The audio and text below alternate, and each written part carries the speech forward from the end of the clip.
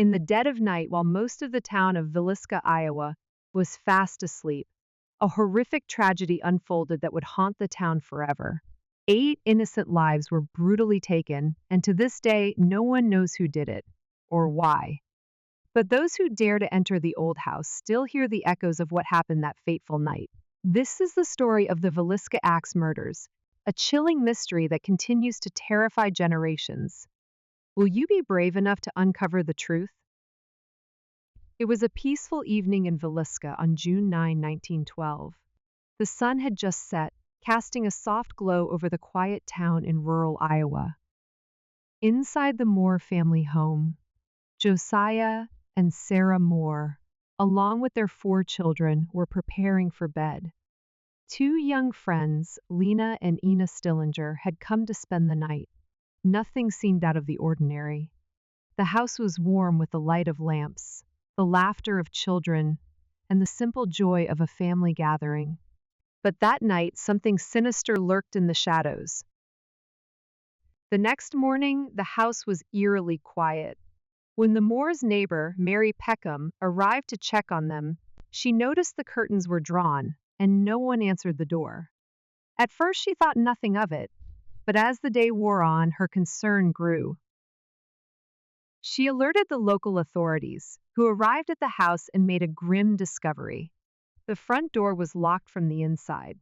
After forcing their way in, the deputies found a gruesome scene. The Moore family and the Stillinger sisters lay in their beds, each brutally murdered with an axe. Blood was splattered across the walls, the floor, and the ceilings. The killer had methodically attacked each victim in their sleep, leaving behind only horror and confusion. But the strangest part of the crime scene was the eerie calmness it exuded. The killer had wiped the axe clean, turned off the lights, and covered the bodies with sheets before leaving. The murder weapon was left behind, and no sign of forced entry had been found. As word spread through the town, the authorities began their investigation. They combed through every inch of the Moore home, searching for clues. But the more they searched, the fewer answers they found. No fingerprints were found on the murder weapon. No valuables were stolen. There were no signs of struggle, no apparent motive. The only thing that remained was the eerie silence and the horrific scene. The authorities questioned everyone in the town, but no one had seen anything suspicious. Then, as days turned into weeks, the theories began to emerge. Some believed the killer had to be someone close to the family, someone who knew their routines. Others thought the crime was connected to a traveling man who had passed through town around the time of the murders. But as months passed, the investigation led to dead ends. The case grew colder, and the town of Villisca fell into a sense of dread. No one was safe. Could the killer still be out there, and if so, who would be next? Years passed, and the horror of that night never left the town of Villisca.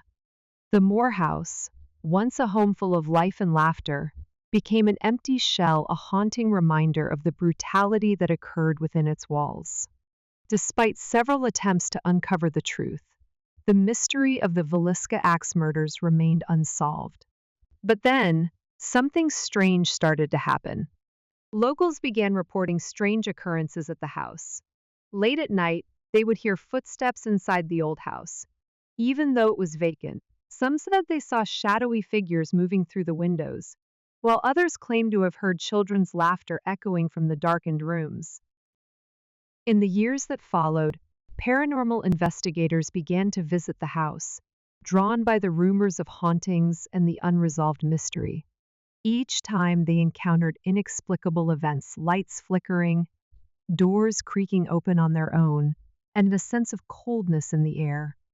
One group even claimed to have heard a voice whispering, "Get out."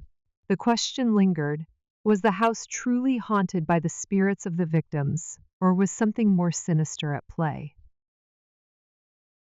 With the passage of time, new theories emerged about the murders. Some suggested the killer was a man named Reverend George Kelly, who had confessed to the crime but was later cleared after a botched investigation. Others believed the killer was a drifter named Frank Jones, a local businessman who had a motive due to a long-standing feud with Josiah Moore. But none of these theories provided closure. The case remained unsolved, and the fear that gripped Villisca never truly faded. The most terrifying theory, however, suggested something far more supernatural. Some believed that the spirits of the victims, particularly the children, were trapped in the house, seeking justice for their brutal deaths. Others spoke of a dark energy that had lingered in Villisca long before the murders, feeding off the fear and confusion of the townspeople. They said the killer wasn't just a man, but a force that had been drawn to the town by the energy of unresolved tragedy. To this day, the Villisca Axe Murder House stands as a chilling monument to an unsolved mystery. Tourists and ghost hunters alike still visit the house, hoping to capture evidence of the supernatural, or to uncover the truth about what happened that night. But those who venture inside often leave with more questions than answers. There are whispers that some visitors have felt cold hands brushing against their necks, or seen shadows lurking in the corners of the rooms. Others claim to have heard the soft cries of children, or witnessed objects move on their own. And some, in the dead of night, say they can still hear the dull thud of the axe striking down, echoing through the empty house. No one knows for sure if the Villisca Axe murders were the work of a man or something far darker. But one thing is certain: the horror that took place in that house is far from over. The spirits of the victims may never rest, and the killer may still be lurking in the shadows. The question remains: who or what was behind the Villisca Axe murders? Was it the work of a human mind, twisted and dark? Or was there something more sinister at play? Something that still haunts the house today? Only time will tell if the truth is ever uncovered. But one thing is for certain: the terror of Villisca will never be forgotten. If you think you know what happened that night in Villisca, drop your theory in the comments below. Do you believe the house is truly haunted? Or is there a more logical explanation behind the unsolved mystery? Let's discuss.